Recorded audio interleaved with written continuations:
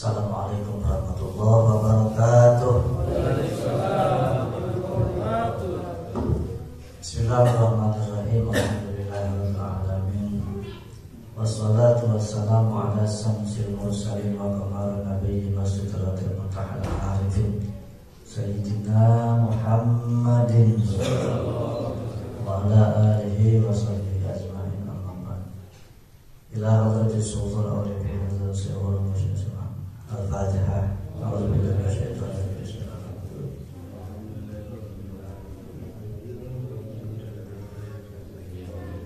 Amin. Kehadapan yang mulia seluruh ahli silsilah thariqah Qadiriyah Nasyabandiyah Pondok Pesantren Suryalaya, lebih khusus al-alamah al-alibillah sahibil fadilah wa sahibil barakah bahrul fahamah Imam Makan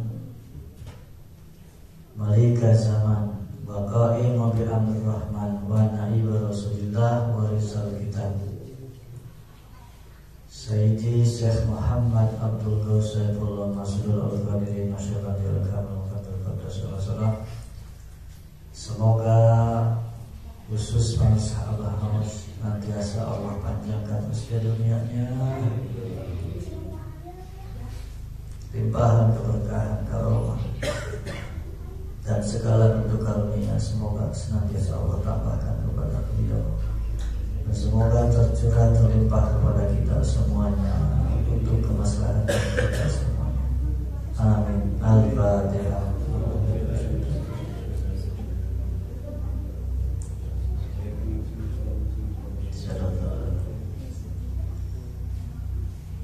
Kehadapan yang mulia dan saya hormati seluruh jemaah yang sama-sama hadir, para sesepuh khataman dan manaqib, pengurus madrasah, mubalighin mubalighah, ikhwan wal akhwat, dan seluruh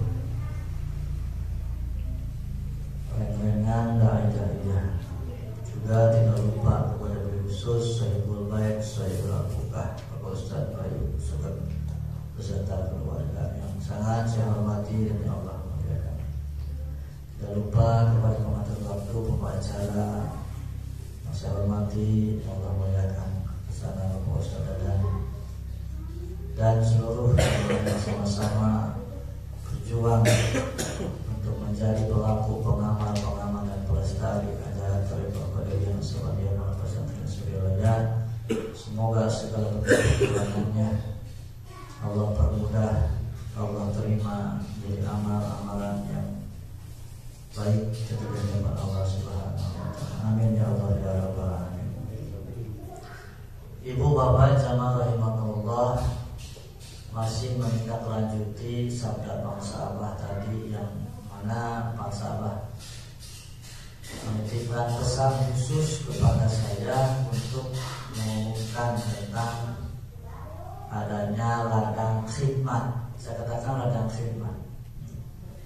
Maka dalam rangka ulang tahun Pondok Pesantren Suryalaya yang ke-110, kita sebagai kontribusi dalam hal ini bentuk rasa terima kasih kita, walaupun mungkin tidak besar, kita berupaya untuk memberikan sumbangsihnya, yang mana Allah menyampaikan agar kepada setiap ikhwan, saya beri garis bawahi, kepada setiap ikhwan yang memiliki harta lebih, kalau tidak ada jangan paksa, ya, untuk mengumpulkan sejumlah uang 38.380 atau lebih. Maka saya membulatkan yang 380 ini karena memang sulit, ada tetapi mahal. Kalau saudara membeli di tempat uang logam kuno, harga yang 10 rupiah yang koin itu bisa 10.000 satunya, ya. Jadi Abah sangat bijaksana dengan bahasa 38.380 atau lebih. Artinya saya punya firasat 380 ini kita bulatkan saja menjadi 500 demi keseragaman dalam hal ini amal. Ini amal. Maka saya menghimbau yang 38.000 ini menjadi 3 bentuk uang. Pertama 20.000, 10.000 dan 2.000-an 4 lembar. Plus koin 500 rupiah yang warna perak. Karena ini sudah Abah beri kepada saya dulu. Abah ngasih 38.000 ini 1 lembar 20.000, 1 lembar 10.000 dan 4 lembar 2.000-an kepada saya. Dulu ketika saya pendidikan dai tahun 2003 tahun belakang. Ternyata dan alhamdulillah sampai sekarang uangnya pun saya abadikan. Saya tempel di figuraan. Karena itu merupakan pemberian dari guru agung. Bukan masalah nominalnya, tetapi bentuk cenderamata dari guru agung. Nanti saya kirim fotonya lah. Ya, saya figura apa? Karena seperti ibu atau bapak dikasih uang oleh presiden bunga terus bahagia. Komo guru mursyid mah cacaku presiden oge bunga.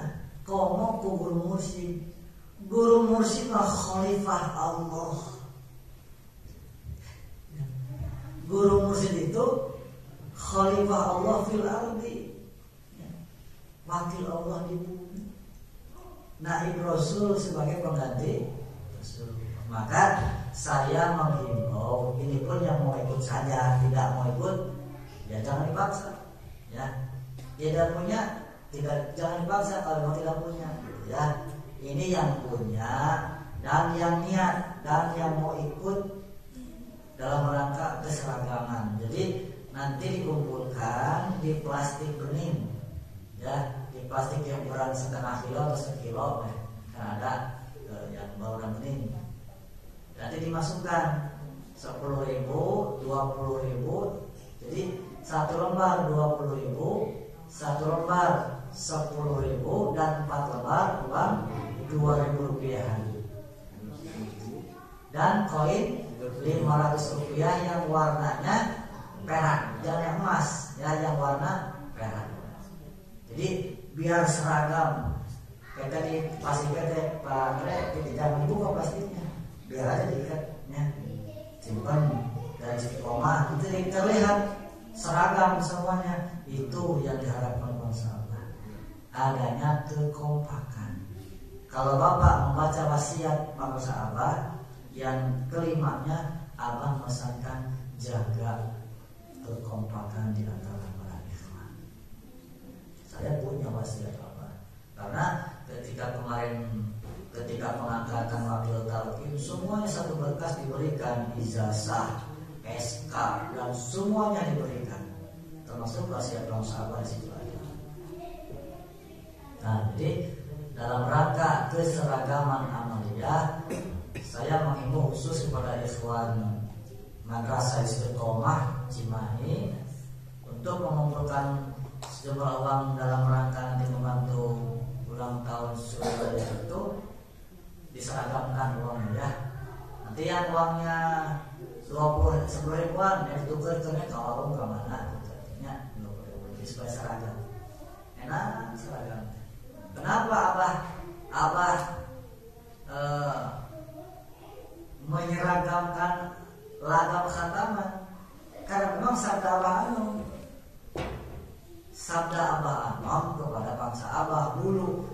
Bangsa Abah menyampaikan di hadapan saya ketika pertemuan Nabi Talqin.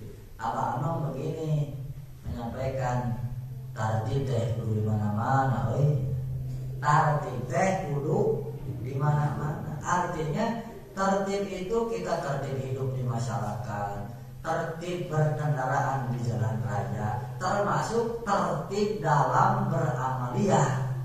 Tertib semuanya enak. Kalau kita bisa tertib berangkat dari hal-hal yang kecil dulu. Kalau kita sudah mampu bisa tertib dalam berangkat dalam hal-hal amal yang kecil, maka pasti akan mampu tertib dalam hal-hal yang besar. Itu pasti rumus. Rumus. Dan berbicara tarekat bukan hanya berarti belajar zikir dan zikir saja, bukan. Makanya para sahabat mengajarkan segalanya. Seperti contoh, Abah itu khodim syariah. Abah itu bukan hanya pelayan syariat, tetapi beliau penjaga syariat. Makanya Abah memberikan contoh bagaimana cara memotong kuku yang nyunah. Itu artinya seorang salik bukan tahunya hanya dikir saja. Hal-hal syariah seperti hal-hal yang kecil, cara memotong kuku harus tahu. Bagaimana etika ketika di WC harus tahu. Masuk WC itu dahulukan kaki kiri, keluar kaki. Ketika di dalam WC harus bagaimana? Keran hidupkan airnya supaya ketika dahulu tekan denge gitu. Etika itu jangan dikatakan heureuy. Etika. Makanya yang memang yang bagus ada alumni pada kisah di mana itu bab sebegitu gede. Memang yang bagusnya disediakan ember lah, ya alumni ember biar kalau yang cimo di WC kan ada keran situ, ngocor di situ bunyi kan, tolong dipicin buat itu, buat nyebornya gitu maksudnya. Jadi etika di WC pun seperti itu. Bahkan Abah berdasarkan informasi yang saya terima dari Kiai Soleh Banjaran, Abah itu untuk membersihkan ketika di WC sampai 9 kali. Sudah 9 kali gitu, 9 gayung untuk saking hati-hatinya supaya bersih. Nah saya berupaya ketika habis keluar dari WC untuk sholat kifaratul tadi harus dari WC kifaratul baul, karena kita tidak tahu yang namanya kita kencing kan dari yang nyepet kecil itu kan kita tidak tahu. Makanya agar kita lebih warok, lebih teliti, hati-hati untuk melaksanakan sholat kifaratul baulnya, jangan hanya setelah duha saja. Artinya setiap setelah ke WC syukur nikmat, syukur wudu, terus kifaratul baul. Maka sholat kifaratul baul ini bisa diterapi bagi orang yang memiliki penyakit prostat dan beser. Sholat kifaratul baul, prostat, sholat kifaratul baul itu dari apa? Baik. Jadi nanti supaya seragam uangnya seperti itu ya Pak ya. Itu pun yang ada dan yang niat. Ada tidak niat tidak akan bisa. Kalau tidak ada jangan dipaksa, ya jangan dipaksa. Tetapi kayaknya kalau untuk berjuang dalam agama uang segitu mah ya kayaknya ya berupaya lah. Kenapa saya kata berupaya? Masa untuk berjuang di agama saja segitu dana besar, kalau buat beli batu akik 200.000 mampu? Mampu ya? Uang 38.000 untuk berjuang di jalan Allah, masa tidak mampu untuk beli batu akik 200.000 bahkan lebih mampu? Kan lucu, mengatakan tidak punya kan begitu, ironisnya sangat bertolak belakang. Jadi artinya jika berjuang mumpung guru agung membuka ladang amal. Itu. Selanjutnya demi keseragaman amaliyah di dalam khataman, di dalam zikir harian, di dalam tawasul dan zarahul dan yang lain-lainnya yang di situ terdapat tawasul, Maka Abah berinformasi kepada saya melalui khadimnya Pak Ustaz Lukman Hakim ketika di sorean kemarin. Belum ada keluar maklumat, karena maklumat kemarin baru Selasa kemarin. Hari Minggu kemarin Abah menyampaikan tawasul silsilah yang ke berapa, yang ke posisi ketiga, yang ke ahli silsilah, maka dikembalikan tempatnya, dikembalikan seperti kitab asli dari Abah Sepuh.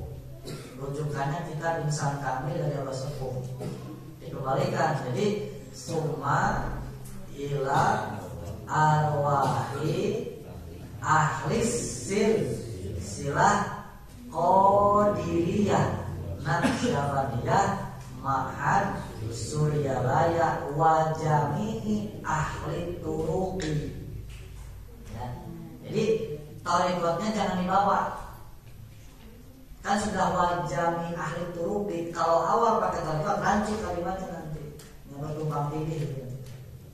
Ya. Ini tidak pakai tarikat di awal. Summa ila arwahi ahli silsilatil Qadiriyah Naqsyabandiyah Ma'had Suryalaya wa jami'i ahli turuqi dan seterusnya. Ya, harus diingat itu. Jadi Masya Allah Pak, ini guru kita sangat ahli dalam bahasa, tapi beliau tidak open bar seperti yang lain. Ya, tidak open bar artinya tidak sau'af, ya, menampilkan tidak. Beliau selalu mengatakan Abah tidak tahu apa-apa, selalu. Dan perlu dipahami, ucapan Abah begitu bukan beliau tidak tahu apa-apa. Itu indikasi orang yang sudah ma'rifat billah. Karena Nabi mengatakan man arafar rabbahu faqad zahilan nafsah. Barang siapa orang yang betul sudah mengenal Allah, sudah mengenal Tuhannya, faqad, maka teman-teman, maka sungguh orang itu akan merasa bodoh dirinya. Indikasi orang sudah ma'rifat itu. Abah mah tidak tahu apa-apa. Bukan benar tidak tahu, beliau sudah tahu. Maka saya mengatakan seorang mursyid itu adalah seorang yang alim billah. Alim billah, beliau sudah pasti ketika alim billah, pasti alim bi ulumillah, alim bi amrillah. Ini harus dicatatkan. Sudah paham ya Bu ya? Tentang alim billah sudah paham? Nomor masing-masing ini mah. Pak sudah paham tentang alim billah ya? Ini tidak saya jelaskan ya. Tentang alim billah, alim fi ulumillah dan alim fi amrillah sudah paham? Sudah paham? Kau ragu-ragu kumaha kita belum paham. Jadi kumaha tuh jelaskan deh. Kurang tuh ini maju. Nih, ulangi. Makanya saya menghimbau kalau sedang ada yang ilmiah itu dengerin, belajar mau mendengar. Ya. Ini sabda Abah nih. Saya lupa tahunnya. Dengan bahasa Sunda. Sunda dulu ya Pak Iman ya. Sunda dulu ya saya sampaikan. Jalma anu teu daek ngahargaan ilmu jeung ahlina tong boro bisa ilmu nu aya ge bakal beah. Paham? Orang jalma anu teu daek ngahargaan kana ilmu jeung ahlina tong boro bakal bisa nu aya ge ilmu nu aya ge bakal beah ludes. Maka kita belajar. Siapa saja yang ngomongnya, siapa saja, bukan berarti harus saya. Bukan, siapa saja yang ngomong tentang ilmu, kita belajar mau mendengar. Ya. Agar nanti kekayaan ilmunya bertambah. Saya sudah berapa kali saya menjelaskan tentang alim billah, alim billah. Karena memang mungkin faktor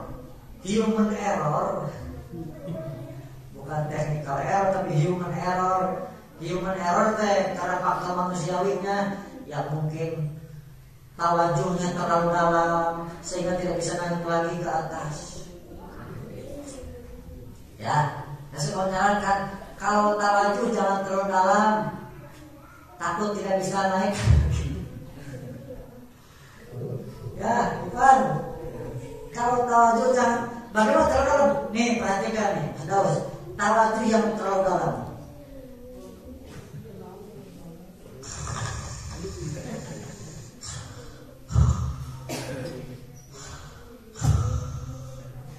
Terlalu dalam. Ya, tawajuhnya biasa saja. Bangun lagi.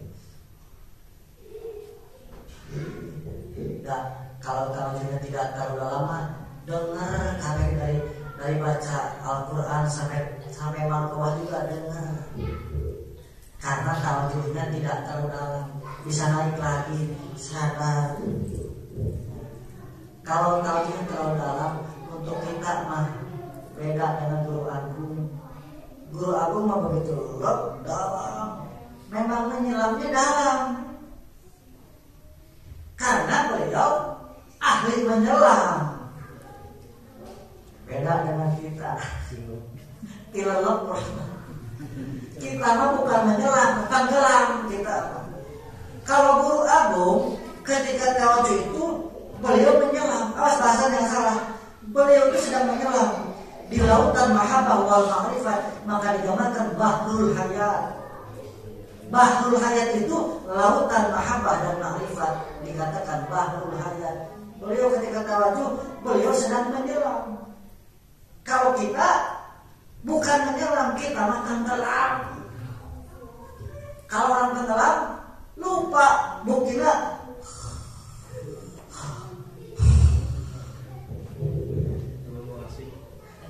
Tenggelam, kita bukan menyelam, kan?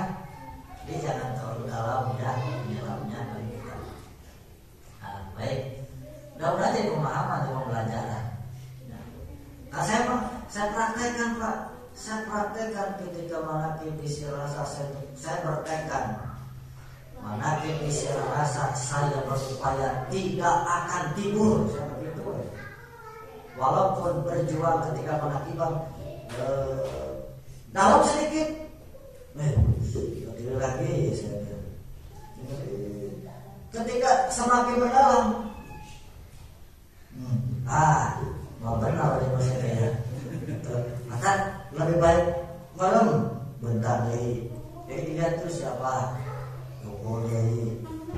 Itu strategi, itu disiasati. Kalau tidak gitu, kapan bisanya tuh kita besok tidak mau belajar? Sadar apa? Orang yang membawa suatu pekerjaan yang tanpa proses belajar seperti orang membawa barang yang sangat berat. Kalau tidak dilatih, kapan mau bisa? Belajar untuk tawajuh tegak ya Pak, saya juga belajar dulu. Belajar terus. Bukan tidak cangkel. Tapi belajar atau apa? Bila hari bisa untuk belajar. Jadi demi keseragaman itu jangan lupa summa ila arwahi ahli silsilah qadiriyah naqsyabandiyah ma'had suryalaya wa jami'i ahli turuqi. Kadek turuqi. Jadi pakai kof ya, bukan pakai k. Turuqi pakai kof. Ya pakai Q, pakai Q. Nah, itu sudah amalia tadi, amanat yang baru sampaikan sudah. Ini tidak, Pak Ustaz Andre, bukan kebetulan. Tadi siang saya berpikir di saya malam minggu ada rajaban, ada proyek suami. Kalau saya tanya ke istri, ada sirkuler nggak? Nggak tahu sih nih, ada nggak? Saya berpikir kalau ada datang sirkuler kepada saya merek 50.000 53.800. 5 adalah simbol posisi Abah. Abah Aus itu posisinya mursyid PKN kelima ya, karena sebelum Syekh Ahmad Khatib Sambas silsilah keberapa? Bukan silsilah keseluruhan, silsilah ke 34. Jadi silsilah 33 ke sana, 32 ke sana sampai itu masih berpisah tarikatnya. Qadiriyah, Naqsyabandiyah berpisah. Sejak zaman silsilah ke-34 Syekh Khatib Sambas, karena melihat kesamaan dari ahli silsilahnya, ada kesamaan walaupun metode pendidikannya berbeda, kaifiyat pikirnya berbeda, maka oleh Syekh Khatib Sambas istihad digabungkan yang tadinya tarikatnya berpisah, jahar dikir kopi masih berpisah, oleh beliau bisa digabungkan menjadi Thariqah Qadiriyah Naqsyabandiyah. Jangan pakai wa, karena kita merujuk sabda Abah Sepuh ya. Ini kadang ikhwan tidak peka melihat hal ini. Itu hirqah, itu ditambah itu hirqah, Pak. Ini maupun diliput nih, siapa tahu ada yang melihat. Itu hirqah namanya. Hirqah itu wajib kita ikut, dijaga. Qadiriyah Naqsyabandiyah itu hirqah dari Abah Sepuh. Tidak pakai wa. Kalau Anda ahli ilmu kan pakai wa, silakan Anda ahli ilmu, tapi saya tidak ikut ahli ilmu, saya ikut Abah Sepuh saja. Masa selesai per Abah Sepuh lupa? Ini perlu diketahui. Kalau masih pakai wa, masih berpisah, ada jarak. Wa itu atau penghubung. Artinya kalau ada penghubung berarti masih bisa dihubungkan. Pakai wa atau Abah Sepuh ahli ilmu. Tidak pakai wa karena dikatakan yuk harus digabungkan, kawin pan.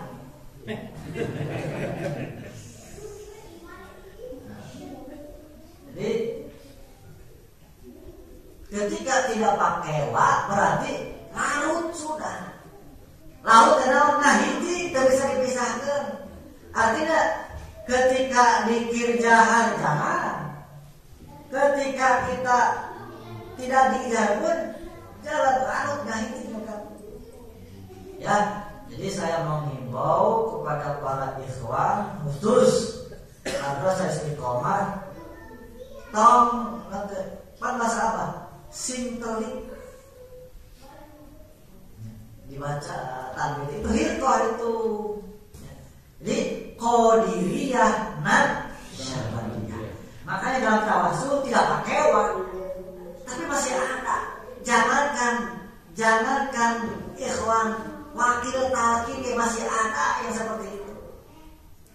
Karena tidak jeli. Ini masalah kejelian. Panon dia mah lain panon dia dan kejelian. Walaupun ini juga, mana ini juga harus jeli. Kemarin ketika di sore doa maaf, ampun Abah punten, bisa kabeh ngarelek ka Abah. Abah teh nilai sorban segitiga. Nilai segitiga. Sebentar saya kan ikut Abah begitu. Nilai segitiga. Yang lancipnya ke depan gitu. Yang lancipnya ke depan segitiganya. Ternyata di tempat yang segitiga bagi di atas itu ada label, ada merek. Mereknya MKS.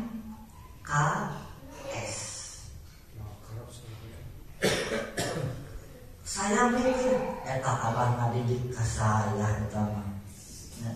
MKS. Jadi dalam bertarekat itu tidak perlu MKS. Mawa karep seorang. Tuh ada kata. Berarti ngatur lah menurut manting masalah. Bila tarekat tidak bisa. Tarekat itu copy paste, Pak. Keberhasilan seorang murid adalah ketika dia mampu mengcopy paste gurunya.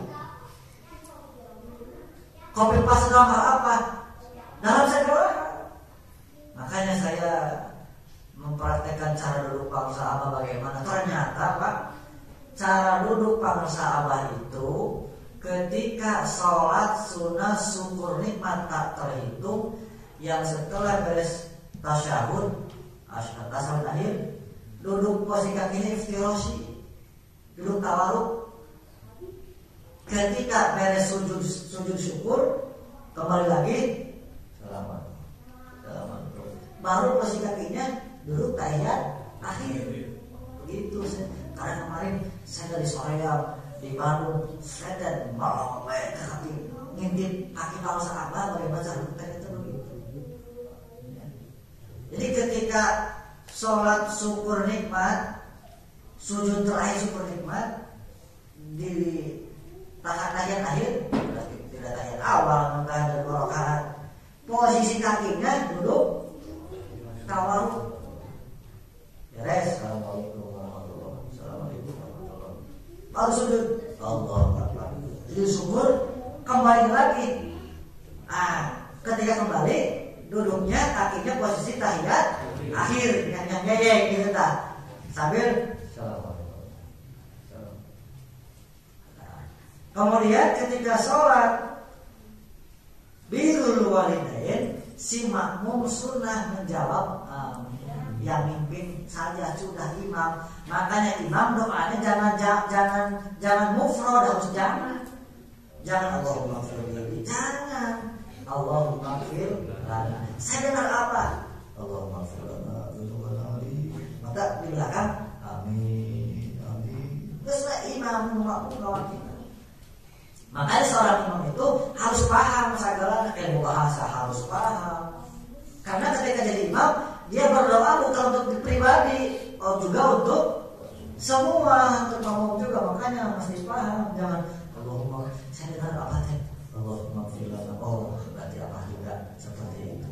Maka itu nurutan Allahumma firlana wa nabi wa lidina wal amuna kama syarahu. Alhamdulillah sedikit, tapi sedikit. Nah, jadi bagaimana kita mampu mengcopy paste beliau? Karena gagasan Syekh Abdul Qadir berangkat dari copy paste, gagasan Syekh Abdul Qadir menjelaskan bahwa tarekat yang beliau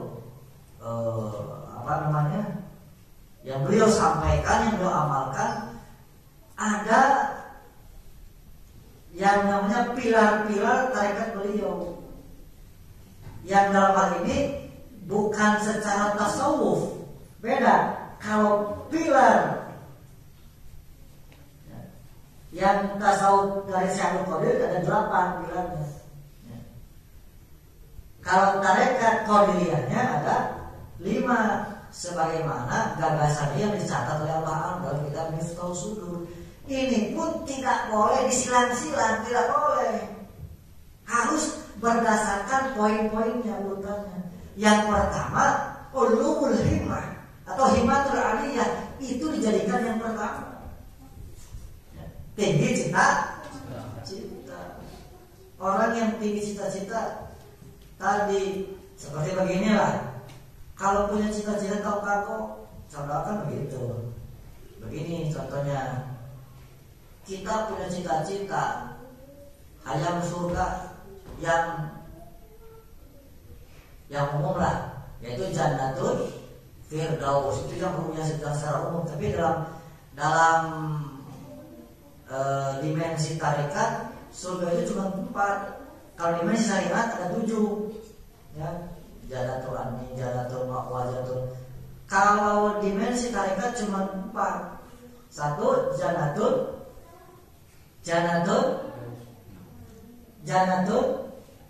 Naim, Jannatul ma'wa jannatun firdaus jannatun qurba. Kali deh. Perlu apa? Kita semua sudah sedang menuju dan sedang menujunya, akan menuju ke sana, ke kurba.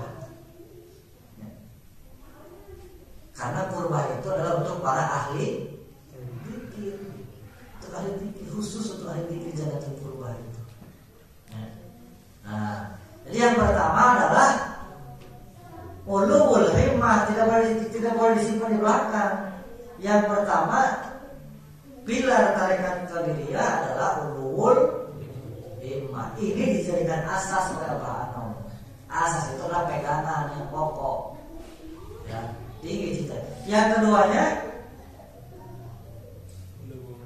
hifdzul hurmat. Apa hifdzul hurmat? Menjaga kehormatan.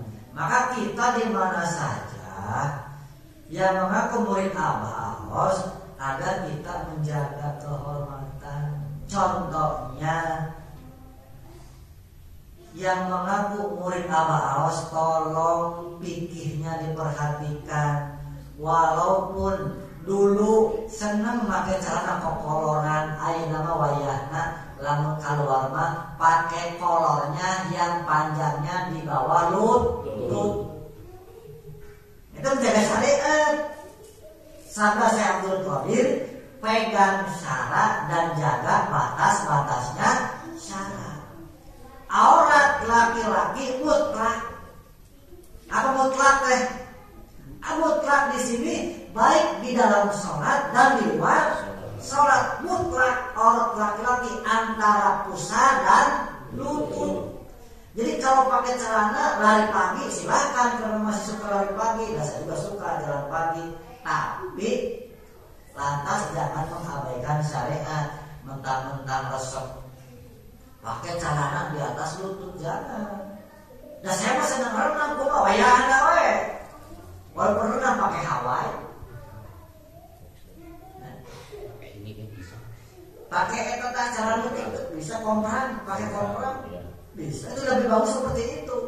Jadi yang pakai sarung, ya dalamnya pakai kompran. Yang pakai sarung, pakai kompran, jaga-jaga. Bisi sarungna kampetelan rokok, ada tukang rokok pas menetel karena sarung bolong segede nyeret kasih mampu. Mana saudara? Nah, ini tak. Maaf, dipegang. Gelas aja, pegang. Nah. Bolong segede gini, sarung bolong, pas paha kelihatan kulitnya, atau celana bolong segede gini, kelihatan kulit, dipakai sholat, tidak sah sholatnya. Sebab terbuka aurat. Jadi Anda yang sudah bertarikat jangan mengabaikan fikih. Walaupun segede gini bolong, kena bara rokok. Mereka sibukan, mereka gagal sibukan, sebab nempel tadi terbolong, dipakai sholat, ketinggali kulitnya. Walaupun sholatnya di tempat gelap, tapi ketika ada sholat di tempat bolong ketinggali, desah sholat. Sebab terbuka. Paham ibu ya? Nah, jadi kita menjaga kehormatan guru. Artinya jangan sampai ketika kita di masyarakat, apalagi bergaul dengan para mu'alim, orang-orang yang mengerti, ketika melihat sholat kita begitu atau kumaha cenah tarekat gitu. Ya. Ketika kita mau menjaga kehormatan guru, maka kehormatan kita pasti dijaga. Ya, ucapan kita harus dijaga. Ya, jadi jangan sampai ucapan-ucapan kita menjadi bumerang bagi kita. Ya. Bagaimana bumerang? Yang namanya bumerang gimana Pak sendiri? Ya. Tidak usah saya jelaskan ya tentang ini ya. Jadi kita berupaya untuk menyesuaikan antara ucap, tekad, lampah. Karena yang dikatakan adab itu al-adab fi Fina, ya. Jadi yang dinamakan dengan adab atau etika itu adalah berkumpulnya kebaikan-kebaikan dalam diri seseorang, yang di dalamnya adalah niat, ucapan, dan perilaku. Ketika berkumpul semua yang baik itu, ucapannya baik, lihat perilakunya baik tidak. Kalau antara niat, ucap, dan pekerjaannya sama, berarti benar ini orang beradab, berakhlak. Nah, ini bisa saya temukan di dalam kitab Jabul Usul, ternyata ada gitu, baru tahu. Orang yang beradab itu adalah ketika niat, ucapannya, perbuatannya sama baiknya, baru beradab. Kalau niatnya baik, tetapi prakteknya tidak baik, belum beradab. Sementara yang namanya adab adalah salah satu gagasan yang oleh Ibnu Abbas disampaikan, memberikan makna, memberikan pemaknaan terhadap ayat ya ayyuhalladzina amanu qu anfusakum wa ahlikum naro. Ibnu Abbas menjelaskan bahwa makna maksud ayat itu adalah faqihum wa adzabahum. Berilah pengajaran ilmu agama dan berilah pengajaran tentang ilmu adab. Itu sabda Ibnu Abbas menafsirkan tentang ayat itu. Ternyata itu yang akan menjadi itu, berikan pemahaman ilmu agama, berikan tentang pelajaran tentang ilmu agama. Maka tarekat Qadiriyah Naqsabandiyah Suriyaliyah memiliki asas yang pertamanya adalah ulul himmah atau himmatul alih, yang keduanya hifdzul. Barang siapa yang menjaga kehormatan guru, maka kehormatannya akan dijaga. Barang siapa yang mengangkat kehormatan guru, derajat guru, maka si murid akan diangkat derajat oleh guru. Ya. Nah, yang ketiga adalah husnul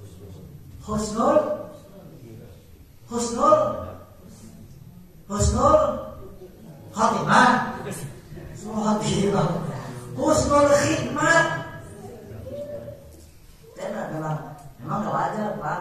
Ini caranya menjelaskan tentang hal ini memang. Rata-rata ya keilmuannya ini yang pokok sebenarnya tahu. Husnul khidmat. Apa husnul khidmat? Perbaiki pelayananmu kepada masyarakat, terutama kepada gurumu. Jangan tidak seimbang. Kita hidup di masyarakat, ke masyarakat pun harus kita memberikan pelayanan. Kenapa saya mengadakan sesuatu yang namanya uang kas? Kenapa? Ada tujuan. Kita berdakwah nanti bukan hanya dengan ucapan, tapi dengan dakwah dengan bingkisan. Dakwah dengan bingkisan kita kalah langkah Pak oleh orang-orang Nasrani. Orang-orang Nasrani tidak banyak ngomong, tapi yang bergerak bingkisannya. Maka kenapa saya kita galang dana agar kita punya dana. Artinya mohon maaf, kalau kita sudah punya dana kuat, nih saya jelaskan nih kenapa saya bentuk. Satu, untuk kita dakwah bingkisan. Orang-orang yang betul-betul memang potensial untuk dibantu, kita bantu. Ya walaupun mungkin nanti setahun sekali Pak, kita ada gerakan nyata di masyarakat. Ya, bukan hanya manakib tidak, kita bergerak. Keinginan saya seperti itu, makanya dakwah dengan tidak ada dana sulit, maka dana pun harus ada. Makanya bagaimana caranya? Kita belum mampu sendiri-sendiri, makanya kita bergabung berjamaah. Walaupun dari seorang 25.000 yang wajibnya yang sebagai pemangku madrasah, yang pemilik madrasah. Kalau yang lain minimal silakan berapapun, ya tujuannya untuk itu. Kemudian di samping itu, ini saya jelaskan. Kemudian di samping itu, siapa yang memang betul-betul urgent kepepet, dalam hal ini benar-benar kepepet, silakan pakai dengan catatan harus sesuai dengan apa yang dijanjikan. karena ini dana umat. Saya Pak bergerak di saya pengurus masjid Pak, masjid besar. Ketika program saya sampaikan kepada Bapak Ketua DKM, Pak, bagaimana kalau kita buat gerakan masjid berdaya? Bagaimana masjid berdaya? Uang yang hasil dari kencreng umat yang dalam hal ini adalah sekarang menjadi milik umat yang dikelola di masjid ini, kita berdayakan, kita berantas rentenir. Kasihan warung-warung kecil yang pinjam di rentenir, kasihan. Bila perlu kita berikan pinjaman lunak yang tidak perlu ada bunga, dengan catatan harus tepat janji. Pinjam 500, berapa sanggupnya, berapa bulan? Taruhlah, jangan sampai masa 500 setahunan, 300 setahunan, atau minimal 5 bulan lah, 500 5 bulan ya. Tapi benar, jangan sampai pas waktunya, aduh punten, nah ini sudah mengingat janji namanya. Ya. Saya tidak sependapat, tidak namanya kurang sependapat jika ada ikhwan berbuat seperti itu. Maka saya di sana adakan dulu pembinaan biar mental orang yang kita beri pinjaman itu menjadi mental yang benar. Ketika berapa butuhnya untuk dagang? 1 juta.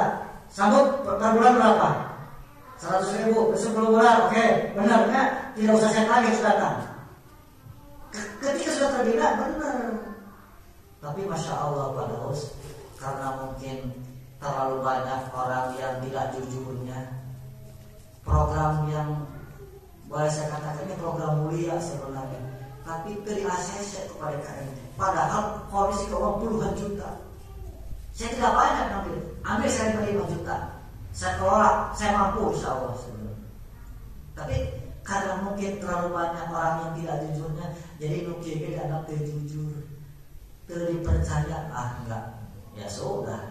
Saya bilang ngapain saya jadi pengurus kalau tidak kerja mah, udah aja keluar mundur secara teratur. Ngapain dicatat sebagai pengurus seksi bidang dakwah, ilmu dan dakwah masih besar. Ngapain kalau tidak kerja sudah, udah aja saya mundur. Ya, jadi ketika Anda setuju sebagai pengurus harus membuktikan di kerja Anda sebagai apa di bidang itu. Itu namanya pejuang tuh. Jadi malam jadi petapa, siang jadi penunggang kuda. Itu artinya apa? Malam jadi hamba Allah, siangnya jadi pejuang. Yang namanya pejuang jangan cengeng. Kalau janji harus tepat. Itu berangkat jam 7, sebelum jam 7 sudah datang. Itu namanya pejuang. Jalan jam 7 berangkat, jam 8 kayak datang. Aduh, kumaha atuh ya. Ya. Belajar ya, kita hal yang kecil itu perbaiki lah. Itu hal yang kecil sebenarnya ya. Jangan pakai jam Indonesia. Kita tiru jam luar negeri. Ya, jam Indonesia lah, jam karet. Ya, jangan dibiasakan. Nah, jadi awal-awalnya memang harus paksa dulu. Kalau belum biasa paksa dulu. Nah, kemudian asas selanjutnya adalah setelah husnul khidmat, perbaiki khidmat kita. Apa jaminannya? Ketika kita memperbaiki khidmat yang sebelumnya kita hormat, nanti karomat. Itu rumus dari hayam karomat pegawaian pejabat itu mah. Hormat dulu dan khidmat, nanti karomat datang. Salah satu karomat tadi kamu itu nyambung langsung. Kasih karomat. Buah dari khidmat dan hormat. Kalau ada khidmat tetapi tidak hormat, tidak jadi. Walaupun khidmat yang bagus, tidak ada hormat, tidak jadi. Karena yang namanya hormat itu adalah bagian dari adab. Sementara adab merupakan syarat utama dalam bertarekat. Adab. Karena tasawuf adalah adab semuanya. Orang yang tidak beradab dalam tasawuf tidak mendapatkan apa-apa. Makanya kita dididik oleh guru kita ke atas harus bagaimana, dengan sesama harus bagaimana. bagaimana, betul? Kepada yang di bawah kita, kepada fakir miskin bagaimana, itu adalah ilmu adab semuanya. Karena orang yang paling dekat dengan Allah adalah orang yang paling baik budi pekertinya. Tadinya kita tahu orang yang paling dekat dengan Allah adalah orang yang paling baik budi pekertinya. Tapi mustahil bisa baik budi pekerti tanpa ibadah yang baik. Karena budi pekerti adalah buah dari ibadah. Ibadah tidak akan baik, mustahil ibadah akan baik kalau tidak ada zikir di dalamnya. Makanya tidak ada alternatif lain untuk meraih budi pekerti yang tinggi, budi yang luhur. Tidak ada alternatif lain kecuali mengamalkan zikir terlebih dahulu. Mengamalkan zikir yang baik berbuah pada ibadah yang baik. Ibadah yang baik menghasilkan budi pekerti yang baik. Itu rumus. Ya. Jadi tidak ada dari sananya. Budinya baik tidak mengamalkan zikir, tidak ada. Karena budi pekerti yang baik hanya bisa diraih dengan zikir. Itu.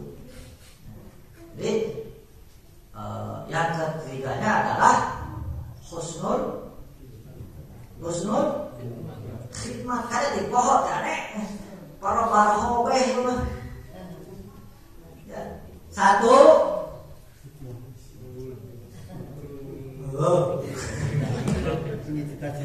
Ayo. Saya pakai sampai dari mah. Wis para hobe aduh. Kali ada.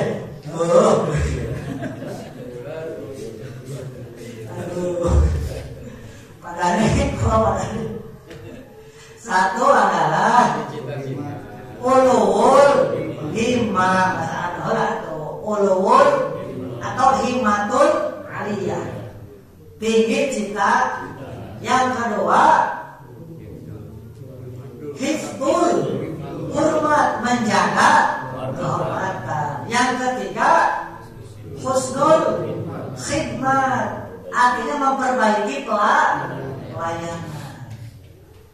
Yang keempat adalah nufudul udmah atau melaksanakan tekad, melaksanakan cita-cita. Seorang murid yang ingin jadi tidaklah semudah menjadi murid saja. Kalau menjadi murid saja mudah, datang ke Allah minta ditalkin sudah jadi murid. Tetapi untuk menjadi murid yang jadi tidak berhenti sampai situ. Ada konsekuensi setelah talqin, tidak ada konsekuensinya. Harus dilaksanakan zikir harian, harus dilaksanakan khataman, harus dilaksanakan manatiban, salat sunat, plus mengamalkan tasbih. Kalau ingin menjadi murid jadi. Saya sudah sampaikan, kalau hanya sekadar mengaku-ngaku menjadi murid mudah. Tapi apakah kita diaku? Belum tentu.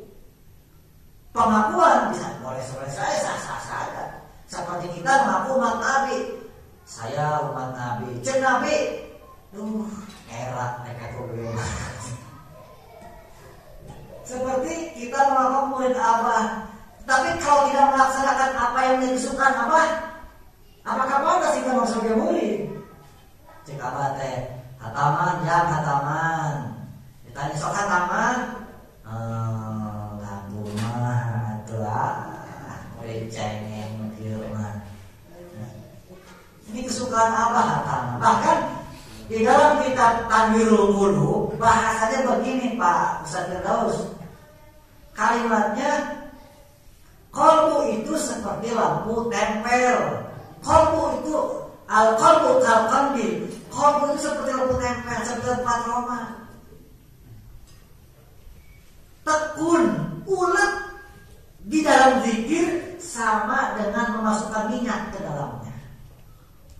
Hadir hataman sama dengan menyalakan dengan api lampu itu. Makanya yang harus bawahi.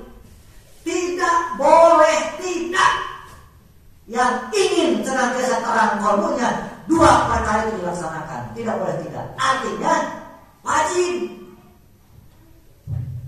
Zikir hataman wajib. Karena kalimatnya tidak boleh tidak, yang menginginkan kalbunya senantiasa menjadi terang benderang. Zikir hataman adalah harus dilaksanakan.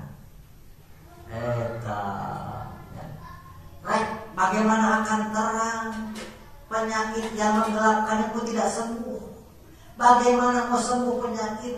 Obatnya pun tidak dimakan. Zikir itu obat untuk menyembuhkan penyakit. Kalau penyakitnya sudah sembuh, sehat, jadi bengras larainya. Ya, itu cacing mah. Turun-turun kayak gitu. Cacingun. Ya. Aduh, orang tarekat mereka kuyung, aduh bergerak ya. Tarekat kudu panggilna kudu besi. Tarekat teh mah jika cacingun. Ya, kudu besi gawe sagalana. Yang namanya gesit beda dengan buru-buru, Pak. Gesit dengan buru-buru beda. Tergesa-gesa pula beda. Tergesa-gesa mah cepat tanpa perhitungan. Orang gesit cepat dengan perhitungan. Gesit lah. Orang berusuhan itu pakai perhitungan, ada berusuhan, telah perhitungan, terus air dan cepat gesit mah tangkas pakai perhitungan. Ngebut aral lagi ngebut pakai otak. Ya. Nah, jadi muka opat nate, nantiana,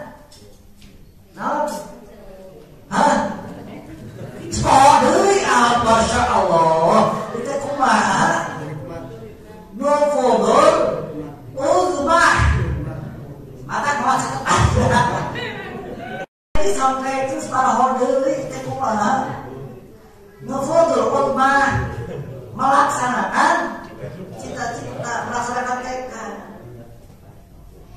Nu kalimana takdimul nikmah.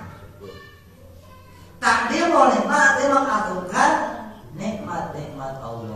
Barang siapa orang yang senang mengagungkan nikmat-nikmat Allah, maka kenikmatannya akan Allah lipat gandakan. Catat eta. Nih sabda bahasa Abah. Catat. Sabda bangsa Abah dulu kepada saya ingat saya rekam sabda bangsa Abah. Syukuran dulu yang ada. Syukuran dulu yang ada. Yang belum ada nanti akan Allah adakan. Catat.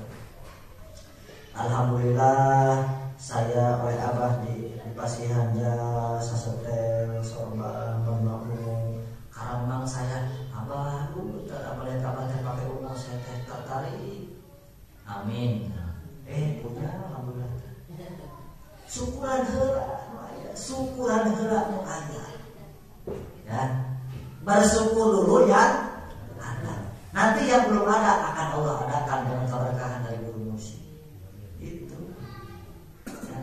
Belajar. Nah, dari awal sampai akhir yang pertama adalah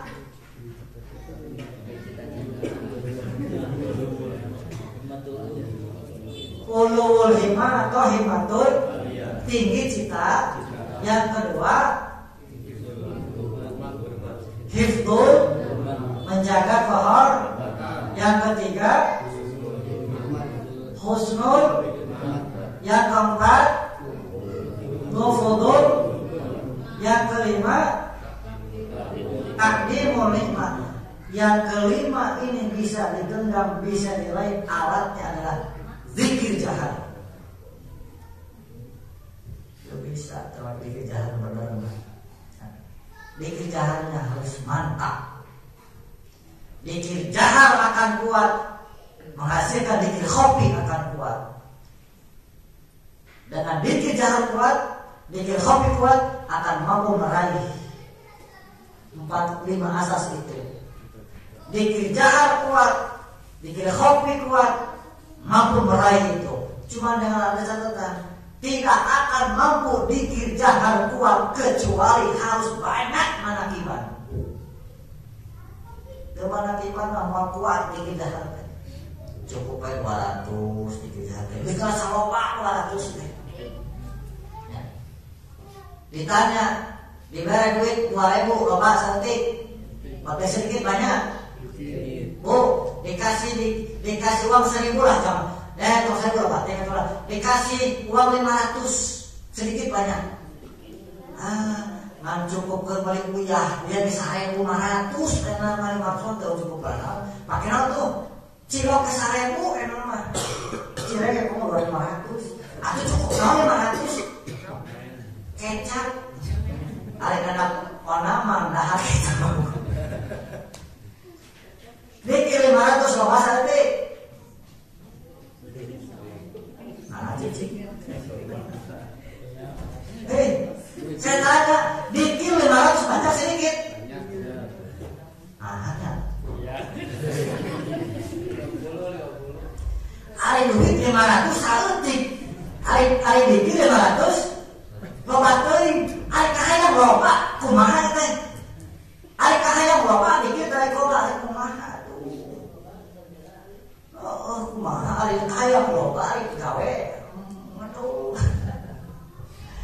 Apa ibu sadama teh kieu are dikir teh eling ka Allah.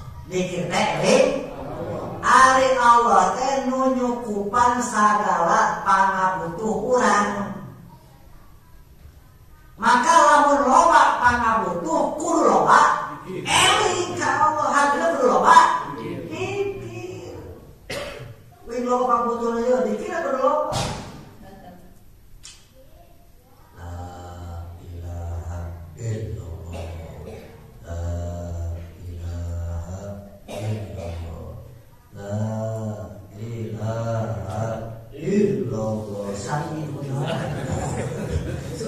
Sudah dari terus saja.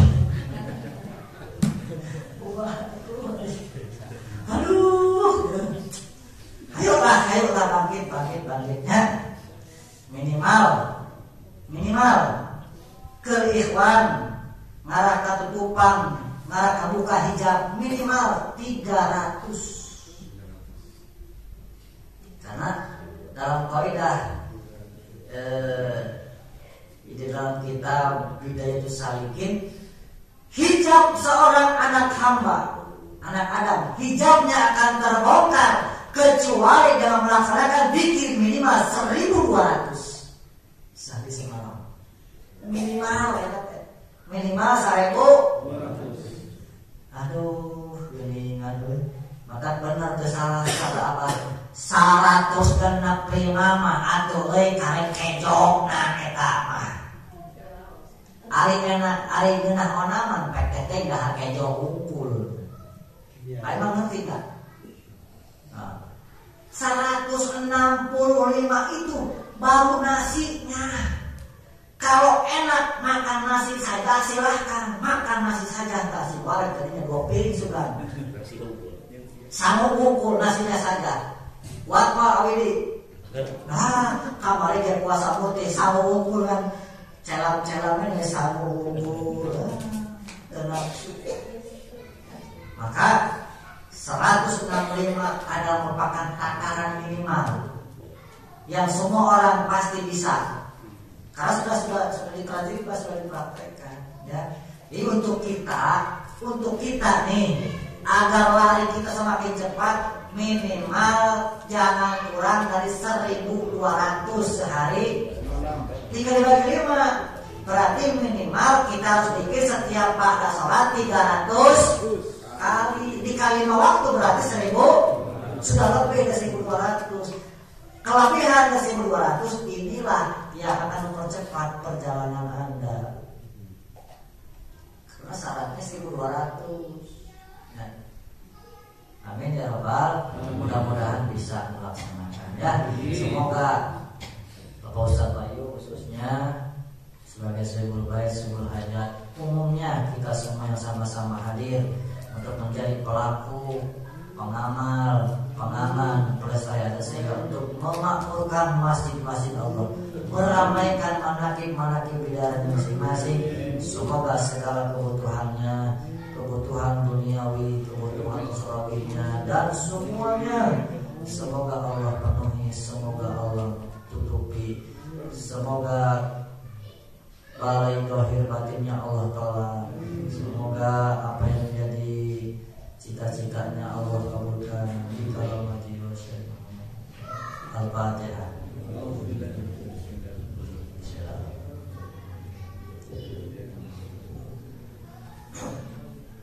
Allahumma sholli ala nabiyil hashimi Muhammadin wa ala alihi wa sallim taslima. Allahumma sholli ala nabiyil hashimi Muhammadin wa ala alihi wa sallim taslima. Allahumma sholli ala nabiyil hashimi Muhammadin wa ala alihi wa sallim.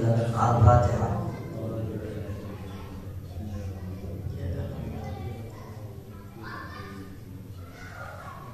Assalamualaikum warahmatullahi wabarakatuh.